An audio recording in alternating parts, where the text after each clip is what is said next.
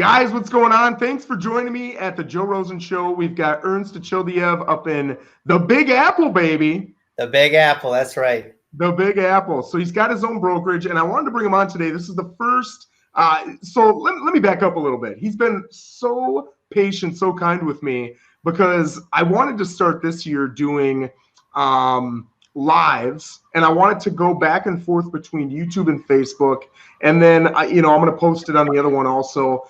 And the whole purpose of this show, the lives, is to get people on, whether it's brokers, real estate agents, coaches. I've got some people in the military who've got great backgrounds, some people who've built some monster apps, some people who've built a lot of great tools for us to use, processes, systems. And I just want to improve the experience, the success of realtors in the US. I think it'd be so cool to see people grow and get so much out of this show. So this is just one more avenue for people to come on and listen to people who have something to give, take it, implement it into their job, their career, and get something out of it, right? So I really appreciate you being my first guest, my man. It's just a huge honor. Thank you, Joe. I wanna first of all, I want to thank you for having me as your first guest. That's a pretty big honor, because I know your show will blow up and you're going to be really big. I can really feel that. Yeah, and I would love to discuss, anything real estate. We'll discuss a little bit about the current New York City market, the national market, which is actually growing to be much closer and closer to the New York City market, because usually we're very, usually if the rest of the country is a buyer's market, we're still a seller's market out here, but not anymore. We're also becoming a buyer's market as well. We just we just have so much inventory right now, and there's been a big overbuilding of inventory right now. So do you know the rough days on market average right now? It really depends which price point. Over here, it's all by price point. If we're looking at 3+ million, it's a year. Yeah, that's pretty common. It's a year. It used to be like 6 months. Yeah. If we're looking at 800 to 1.2, we're looking at anywhere from like 70 to 90 days. Okay. What's the average price out there? We have a huge range of prices. So I specialize in the 2 to 4 unit properties. I deal with a lot of investors and also people who want to buy and they want to occupy one and then they want to rent out the others. Yeah. So I deal a lot in the 800 to 1.5 range. Okay. Yeah. And you're saying that's what, 70 to 90 days, you said? Yeah, it really depends how it's priced as well. If you're aggressively priced for like a 2-family property, which is in high demand, you can go the first week. That's crazy to me. Yeah. Down here, I'm in Port St. Lucie, Florida, which people hear South Florida and they're thinking very similar to what you're talking about. Because I'm an hour 45 north of Miami. I'm 50 minutes north of West Palm Beach. And those areas, especially Miami, man, they got some pricey homes. But where I'm at here in Port St. Lucie, and this is one of the, for me, it's one of the biggest reasons I want to live here. And I really promote this area. You're within 10, 15 minutes of the ocean. It is beautiful out year round. It's January, man. It was 82 today. Wow, no. And the average price point here is $240. It's crazy. Wow. So you can get a, 17, 18, 1900 square foot home, 3-bed, 2-bath, and you're looking at $240, $250. If you can come down to like 1,500 square feet, you can throw in a pool and you're at $250. It's awesome. So what's the average day on market where you are right now? Here we're looking at about 40, 50 days. But again, if you're looking at the bigger properties, the 750 and higher, I haven't even looked at the days on market average, but I would guess just looking at what I've seen in the last couple months, it's definitely in that 6 to 9 month range. But I've sold in Minnesota too. I sold in central Minnesota, and when you get into the higher end lake properties, the bigger land properties, you've always, I'm just guessing because I've talked to you and I've, looking at California, Minnesota here, anytime you get into those big buck properties, you've only got so many buyers, so and those buyers, they've got a lot of questions. There's a lot of hoops. A lot of times there's more contingencies. So it just, it's a tougher, more complex transaction. You definitely have to know your stuff when you're going into that sphere of price points and buyers. They definitely require a totally different approach. Just like with commercial. I mean, you deal with commercial, it's a totally different ballgame. Yeah. So explain this to me, because I get a ton of clients coming down from New York, and I have no clue what I'm about to talk about. You will. Here we've got title companies. You go to the title company closes you out, you're good to go, right? So the title company works with the buyer, the title company works with the seller. It's all happy and easy to me. And they're like, what's a title company? We don't have title companies, we have lawyers. Yeah. How does that process work? So we actually also have title companies, but they play a much smaller role than they do in other states. Title companies, lawyers pretty much use title companies as an accessory to the closing. All they do is they check that the deed is all squared away. There are no liens. It's a clear and marketable property, and that and they transfer the deed pretty much. That's all they do. The lawyer handles everything pretty much, which in my opinion is a good thing. I mean, it might slow down the transaction a lot. Yeah. And it does kill a lot of transactions as well sometimes, because each side by law must have a lawyer. And a lot of times we're a lawyer state. Yeah. And what happens a lot of times is, since lawyers are flat fee, they're going to get paid regardless. A lot of times they recommend that their buyer or seller do things that the other buyer, the other seller or buyer may not be comfortable with. Yeah. But they feel that it's in their client's best interest, where if the lawyer had not have recommended that, they would have never asked for that. And now they put stuff in their head, and that can kill a deal. Yeah. So I can see, I mean, one of my best friends is a home inspector, and I give him a hard time all the time. Like, home inspectors have such a like a tough reputation in real estate, because these poor guys just want to give you an honest opinion of the house. But what does a realtor do when a deal falls apart? They're like, the doggone inspector screwed my deal, and they're just doing their job. And I'm assuming, with lawyers, it's probably pretty similar. But how are they viewed in your market from realtors? So a good lawyer is definitely viewed very well by realtors. And we do have lawyers who we have relationships with, who we know are not deal killers. They're very fair to both parties, who we love to recommend. And most buyers and sellers don't know their own lawyers, so they do come to us for recommendations.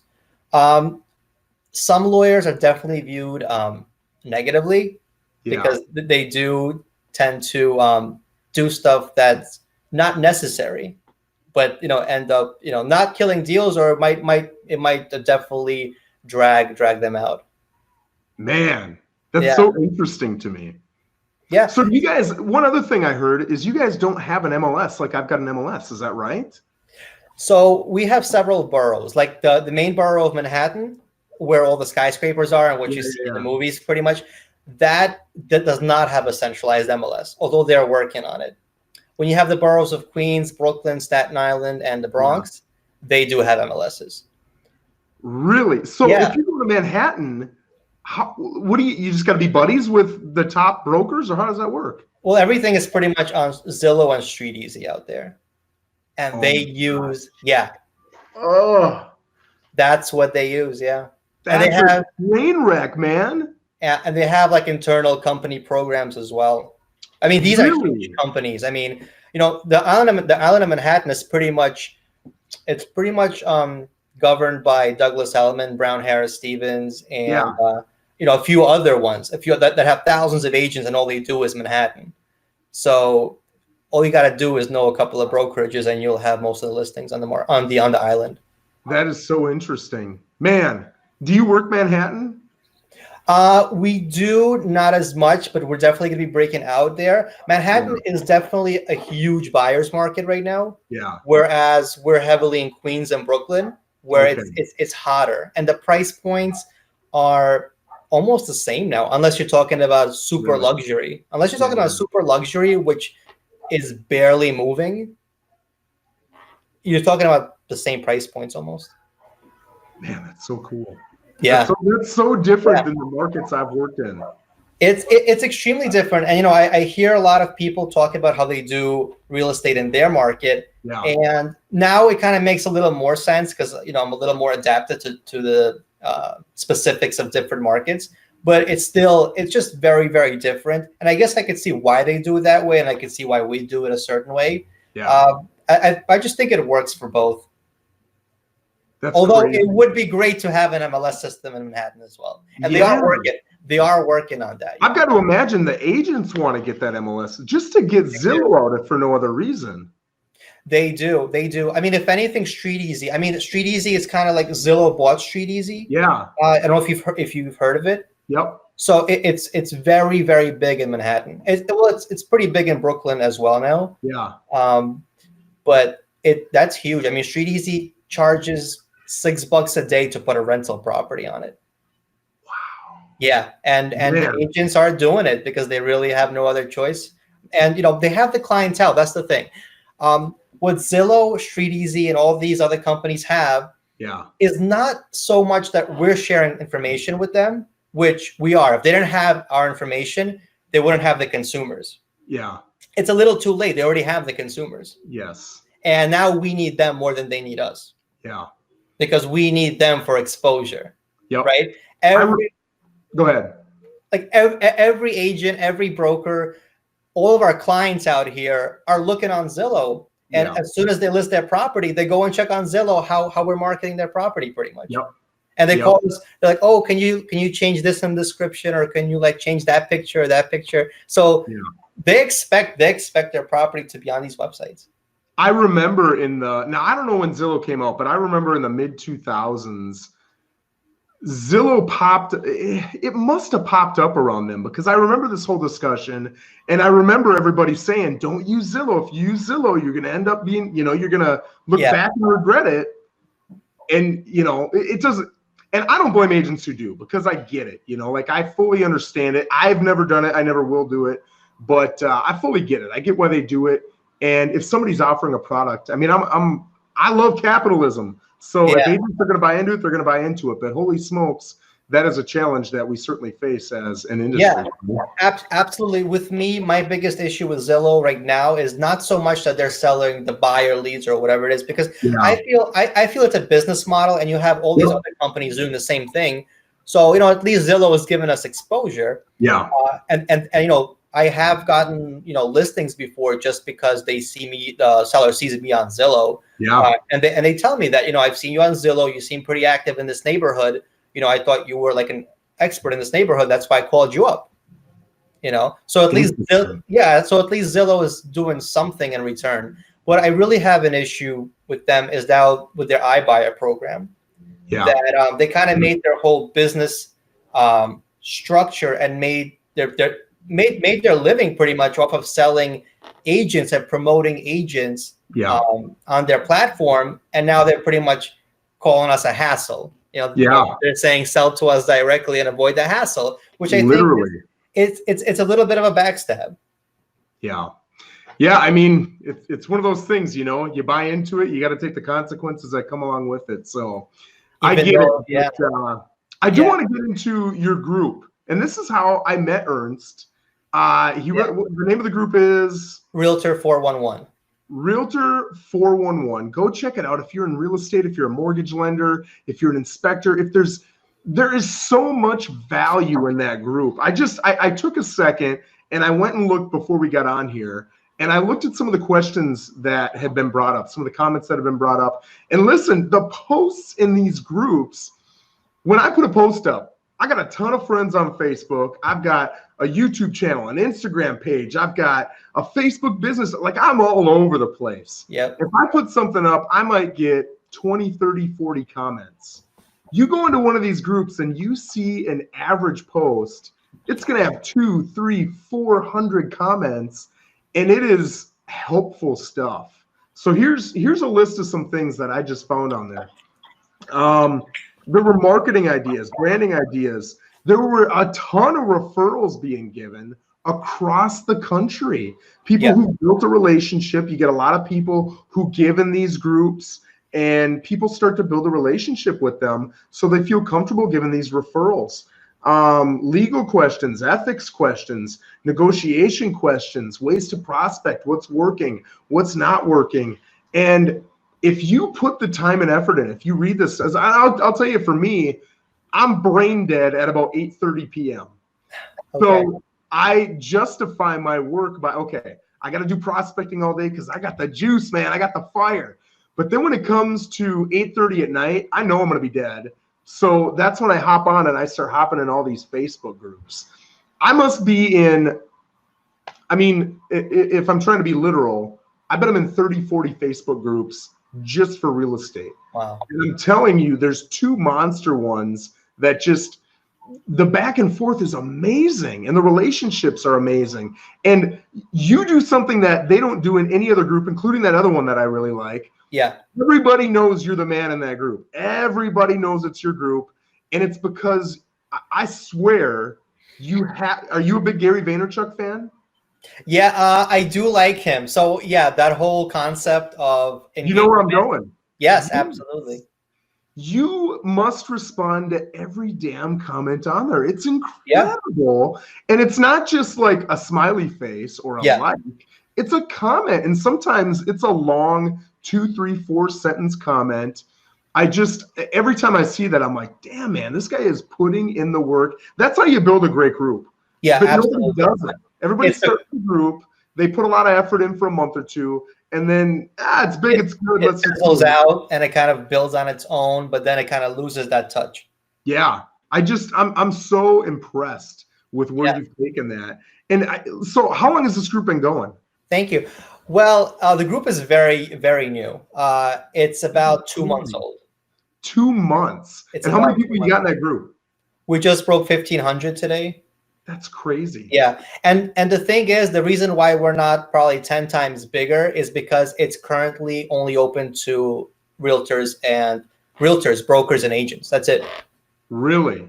That's why the engagement is so high as well, because we have quality. Everyone in there, they're in the real estate industry. They're not an investor. They're not entitled. They're not a lawyer. We're closed off to everyone except realtors. So I think I was in there really early. I don't even remember the process. When I come in and I ask to join, how do you determine if Joe Rosen's allowed to come in or not? Okay, so I have a couple of questions that I ask. One is, are you currently a licensed realtor, which is an agent or a broker? And they say, and you pick yes or no. And then I also ask, how long have they been in the industry? And then to that point, it's kind of like difficult to say something. But what I really do is I go to each request and I check out their profile. Yeah. So if you're an agent, it's going to be on there. It's going to be on there somewhere. It's going to be like, works for X company, broker of X company. It's going to be there. So I have to see that. And if I don't see that, I actually message them and ask them, are you currently licensed? Yeah. Are you currently licensed? Sometimes I'll have them send me a picture of their business card to confirm that. Now, I'll tell you, as an admin, you're probably like, oh my God, rolling your eyes at this. But as somebody on the site, it is I see it as so beneficial especially when you get a rookie agent or an agent who just hasn't been selling real estate for a long time. And they've got a question that you or I would have had our first 6 months also. It's like, you see where they're coming from. You feel it, you get it. And there's people like you and me who are very helpful and, let's help this guy out. And then you always get a handful that just shred the person. And there's benefit in that too. Like I said, from an admin standpoint, you're probably like, oh my God, this guy's got to get out of here. But I think it's so nice because think of how many brokers are out there that are just nice guys. And they don't have the gumption to tell you you're going to fail. If you're doing is this, it's not going to happen for you. Now, again, I don't want to be you because that looks like a lot of work, but I love assuming it's not rude, right? If it's blunt, I like blunt. I don't like the rude. But sometimes these guys need to hear it, and sometimes it wakes them up, and they're like, okay, I need to start doing ABC. Believe it or not, I am very tough on my team members in real life. I am actually I'm a Mr. Nice Guy in the group. because Yeah. I don't know these people, and I don't want them to be offended and then leave, because I want the group to grow, you know. Because they don't, because I kind of take the approach that maybe their broker isn't as helpful or their team leader isn't as helpful. So I want this to be kind of a safe space, so, you know, so to say, for the newer agents to come and, you know, not be afraid to kind of ask, you know, all sorts of questions, even though, I mean, I haven't noticed any like blatantly stupid questions. I mean, no. And if I do, I'll probably, you know, call them out on it as well. Yeah. You know, but in person, I'm much tougher. Like if I tell them, you know, do this for lead generation, and I don't see that they're doing it, then I do tell them. I mean, do you want to succeed or do you want to fail? Because the way you're going, you're going to fail. So let's roll into that. This is probably my favorite topic. I love talking. I was going to say prospecting, but I'll say really anything, marketing, prospecting, branding that works for you. And even if you've got some things that have not worked for you, that'd be beneficial to hear too. What are you doing? Maybe the top 2-3 things, or the guys on your team doing that's working for them. Okay. Well, something that really works in our market is door knocking. Door knocking and cold calling semi works. Like, you know, with Red X and just, you know, prospecting block by block. I used to do a lot of that, and I still do once in a while. And I, you know, a lot of my team members still do that. Yes. It works, but I just feel the phones are so oversaturated now. Yeah. Especially in my area, they are. We just have so many agents. We have 80,000 agents in the metropolitan area of New York City. We have 80,000 agents and 12,000 sales transaction annually. Wow. So that should put it in perspective. Yeah. 5 to 1 roughly. Yep. I can't even do that math. Yeah. Wow. Yeah. We have many agents who make a living just renting apartments here. Really? It's a viable income because we charge usually at least 1 month of the rent, and usually the tenant pays that. Yeah. Here the rental market, I mean, I'm getting a little off topic here, but I don't go after rentals at all. But I'm all about helping. Like, listen, I don't care how much I'm going to make on this deal. I could make $200, but sometimes you do make $200. Like down here, I've seen 25% of the first month. Well, if the first month is $1,300, you're making $300 and some dollars, and then you got to pay your broker, and then you got to pay taxes, and you know, you just got a really nice dinner out of the deal. Yeah, absolutely. I mean, here, you're not going to see a rental really under $2,000, and the minimum you're making on that is $2,000. I've made, you know, as high as $5,000-$6,000 on a rental transaction, and you know, that's like almost equivalent to a sales commission in many other states. And they're quick. I mean, I've done a rental transaction in like one or 2 days. There's quicker, easier. No title, nothing involved. Like no lawyer involved, nothing. But it is a viable thing because the sales are pretty much for the top dogs in New York City because they're just so lucrative. You know, and you know, you got to think too. In my area, it's really funny. I'll start with Minnesota. Up in Minnesota, you've got that Midwestern work ethic. So those realtors they're working, right? You might have a tough time with the rejection, the prospecting, and all that. But if you give them work, they're going to work their butts off. Down here, everybody's semi-retired in their mind. I'm in South Florida. And I'm not just talking about the 50 and 60-year-old agents. I'm talking about the 30-year-old agents, man. They're down here to go surfing and fishing. The weather's too nice.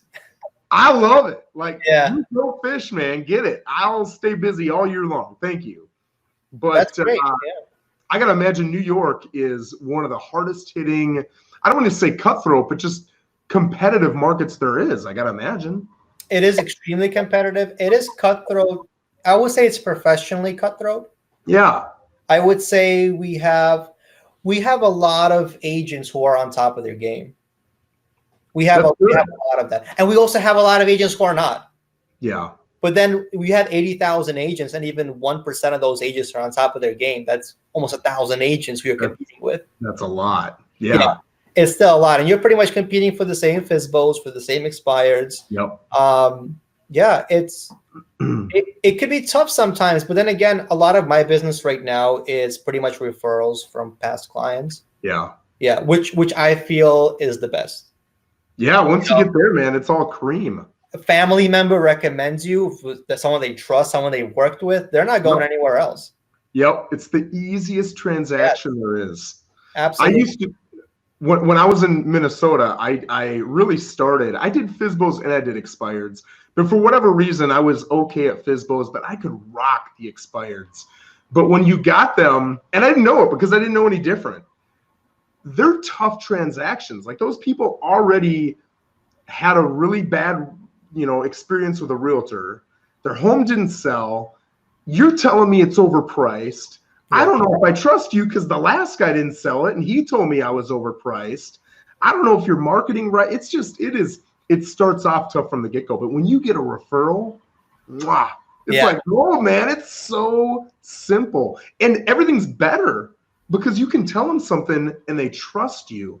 So then you tell them more, and you tell them more. It's such an amazing transaction. Yeah, you pretty much have rapport built with them before you build any rapport.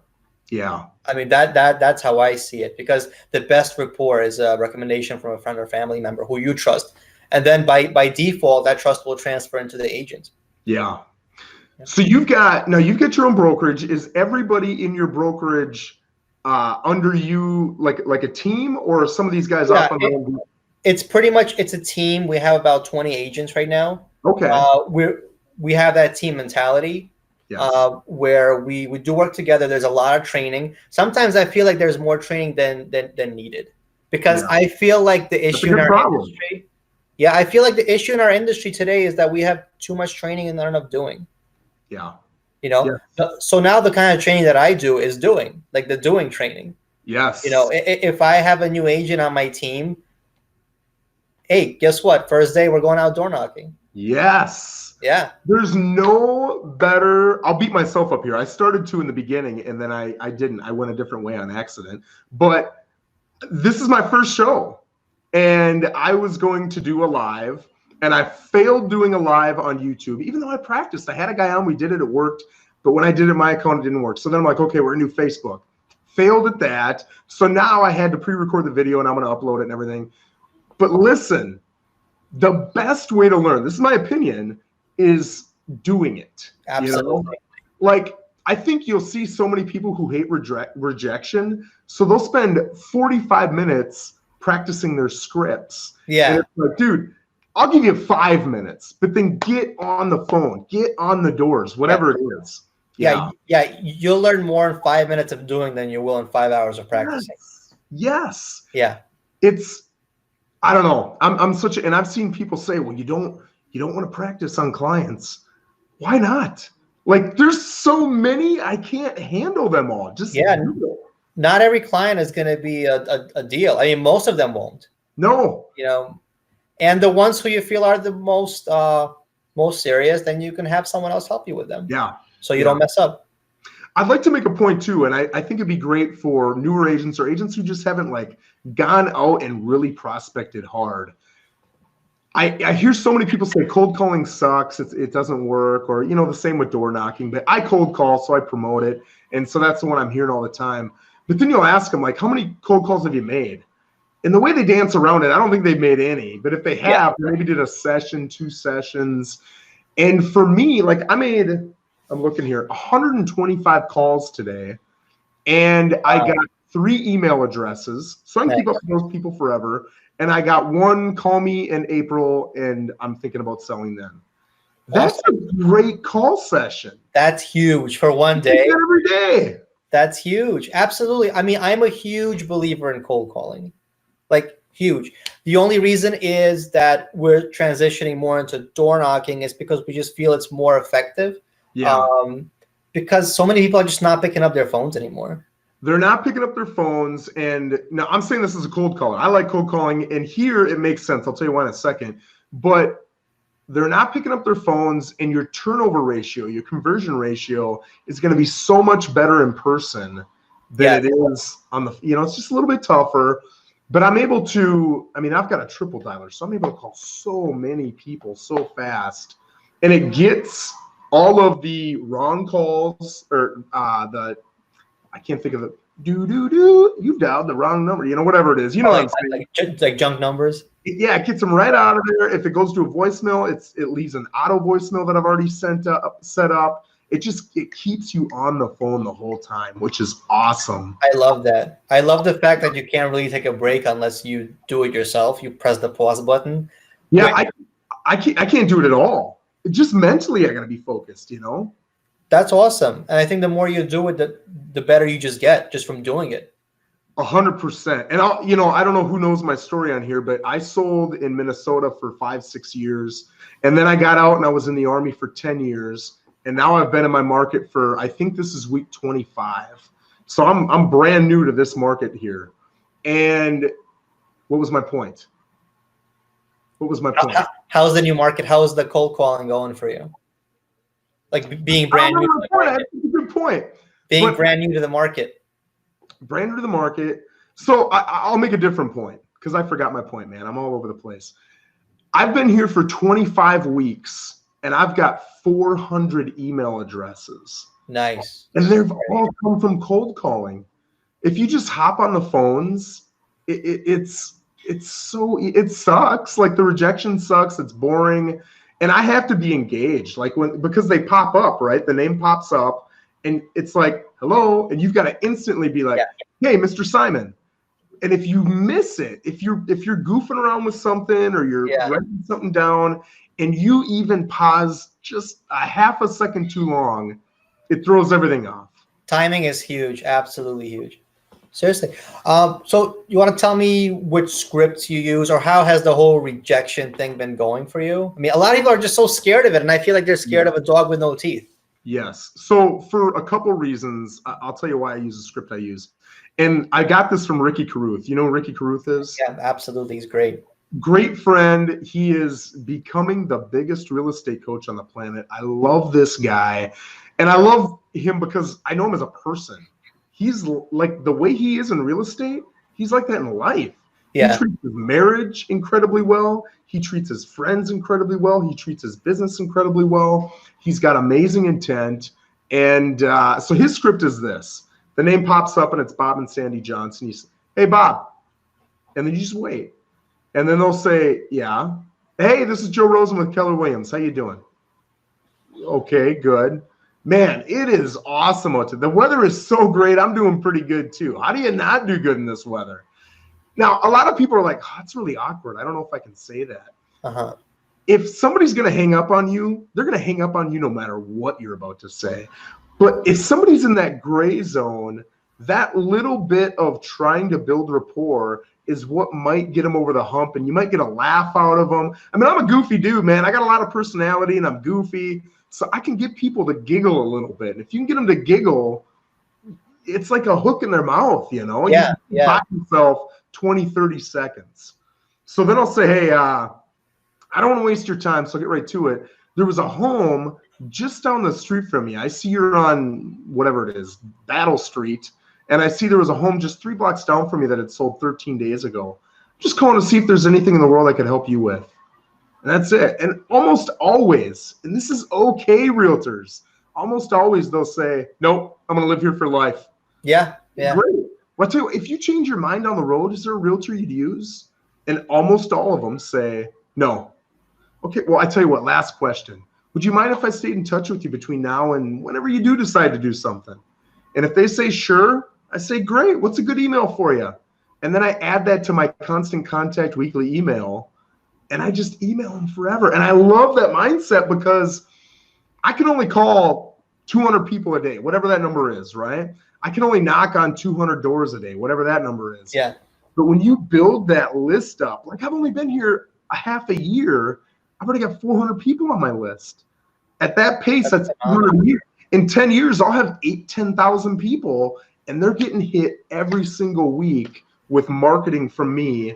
And it's a brand new email. It's custom to me and my personality. We've got a giveaway in there. We've got polls in there. We've got big old pictures. It's all linked to my personal website. For me, that has been and I sold everything from Ricky. Ricky is incredible. And he wants you to steal it. He wants you to go take it. So, by the way, Ricky did not pay me to say any of this. I'm just head over heels in love with Ricky Carruth. No, Ricky's phenomenal. I really appreciate what he's been doing for a lot of newer and even more experienced agents out there. There are tons of veterans who still don't have the basics down. Yeah. And that's what really I feel that's what he's teaching. He's teaching how to put down a solid foundation brick by brick. Yeah. And nothing he says is earth shattering. It's all basic, simple stuff. It's all in the doing. Yeah. It's all in the doing. So we had talked a little bit before we hopped on here. I saw your book in the back there with my favorite guy in the planet, man, Tony Robbins. And you got me so jealous because you said you'd gone to a date with destiny. Yes, I've actually been to one of them 2 years ago. Phenomenal experience. It was actually in Miami. So not too far away from you. Phenomenal experience. Yeah. Give me like 2-3 minutes. Tell me what happened. So it's 3 days long. It's over a weekend. You have a bunch of other speakers as well, and then they kind of warm you up, and then Tony comes out. Tony speaks all 3 days, but it's not so much as what is said, because we've heard everything before. Yes. It's more of the environment you're in, the people you meet as well. I mean, it's a huge event, thousands and thousands of people. The people you meet. I've never been to the one with the firewalk. I would like to try that one. Oh, that'd be awesome. You just feel like, I mean, I'm sure it's not everyone feels that way, but it's almost as if something kind of shifts inside of you. Yeah. And you kind of question yourself, like, why have I been living on the sidelines? Yes. Like why haven't I made a decision to do what I'm going to do now earlier? So those events cost thousands. I mean, it's like going to the Super Bowl, man, right? Well, yeah, the general admission, I believe, was about $600. Definitely, if you want like the VIP and stuff like that, then it's like $3,000, $4,000, $5,000. I've been looking. I ain't seen no $600 tickets, or I'd have had a couple of them by now. Everything I'm seeing is like $3,000, $4,000, $5,000. Well, this was back 2 years ago. So the general admission, I believe I bought it when it was like an early bird. It was like 30% off. But I believe that's what I paid for it, plus flight and hotel. So it was a couple thousand after everything. But actually, Tony Robbins he's great. But my favorite one is actually Bob Proctor. I don't know who that is. Bob Proctor, he's phenomenal. Like, I would highly suggest anyone listening to this or recording look into him. He's actually the first person who I've started listening to and started. He doesn't have that many books. It's more of video material. Really? But he's like an old guy. He's like 80 now, and he's been doing this since he was like 30, 35, like his whole life. Yeah. The guy's still alive? He's still alive. I mean, he's got more energy than most people that are in their 30s. Really? Yeah, he's like proof of what he teaches. I'm obsessed with just like taking tangible, actionable things and implementing it into my life to improve. So I watch this stuff all the time. I've never seen that guy. I just looked him up on my phone. I've never seen him before, but now I'm gonna have to look him up, man. I'm excited. Absolutely. I mean, I love the old school stuff. Napoleon Hill, huge fan. I mean, Think and Grow Rich. I probably read that book 20 times from beginning to end. You see everything. You see something new every time you read it. It pretty much changes who you are from the inside out. Yeah. Well, let me ask you 2 more questions before I let you go here. Sure. Number one, in a group like yours on Facebook, what would you recommend to realtors who are just kind of in there checking things out? They're not really thinking about how to utilize that best. They're not maybe talking as much as they could. If I'm thinking, how do I use this to actually either drum up business or get better? What is the number one thing you would tell me to do when utilizing that group to improve myself? I would highly recommend to engage more.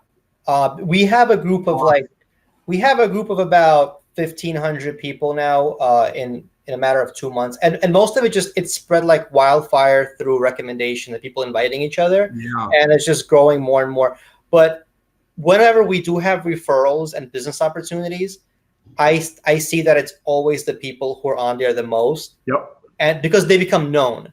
Yep. They become known, and that group is going to grow to 10, 15, 20,000 easily. Yeah. I mean, easily. The thing is, we don't have any Bitcoin miners. We don't have any of that stuff. It's all real estate. It's pure and solid. I mean, I know the groups you're talking about, and one of the biggest reasons why I started this group, Realtor 411, is because of the other groups. Interesting. It's because I saw that once they got bigger, that they started selling a lot of junk to the newer agents.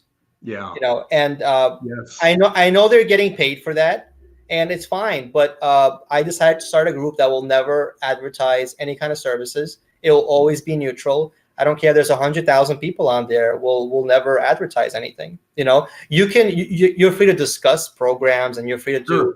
You're free to put up a YouTube video that's going to be beneficial to the agents in there. But there's never going to be paid advertising. And I think that's one of the issues that brings those kind of groups to their downfall. Yeah.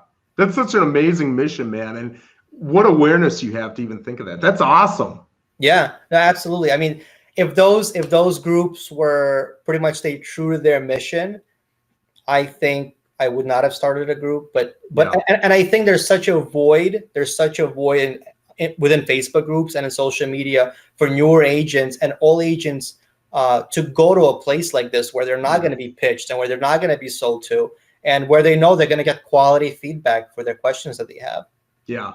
And not everybody has a broker like you. I mean, not everybody has a broker who picks up their phone, engages them, is as experienced as, like, you don't have to be that experienced to be a broker, honestly. You just have to be in for a couple of years, take a test, pass a test, boom, you're a broker. So there is a monster difference between your average broker and a phenomenal career-changing broker. So to have a group like that as an outlet is huge, you know? Absolutely. And I have, I think all or most of my team members are in the group, and some of them are not as active, but the stuff that they read, and the questions that they get to ask, mainly because they call me up and ask me the questions themselves. They don't bother putting the questions into the groups, and sometimes it's great for them to get a second or third or 20th opinion. Yeah. But I feel like I'm in the office almost every day, and I see them there and they see me there, and I help them out that way. Some agents don't live far from the office, so they can't really travel, and they always have like play-by-play sportscasters access to me, like every deal. Okay, he said this, she said this. What do you think I should say now? And I